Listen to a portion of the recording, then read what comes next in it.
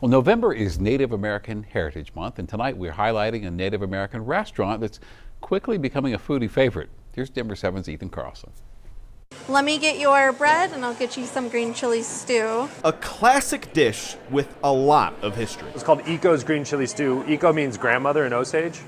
And so that was my grandmother, my mother. So that's one recipe that we have literally never changed. It's one of our most popular items. Ben Jacobs saw an opportunity to introduce his hometown of Denver to native food, co-founding Tocabe, an American Indian eatery, back in 2008. Corn, beans, squash, bison, different game cuts, things like that. Things that people are familiar with, but seeing it in our setting, in our context, is new to people sometimes and very unfamiliar. Original recipes inspired by his Osage background, now incorporating ingredients from other native communities. It's not just my idea of what native community is, it's all of ours. And so we wanted to create a space where native families could come in, individuals could come and sit down and feel like, this is my place. A place, too, in the Denver restaurant scene, with hungry Coloradans supporting the business for 16 years. We've really had a really strong following from just the Denver community, the Denver foodie community, and the people just want to go out and have good cuisine. Like, that's what we're driven on first. Still, some years are tougher than others. During COVID, Tocabe had to adapt to stay afloat, adding the online store Tocabe Indigenous Marketplace, sourcing native foods from coast to coast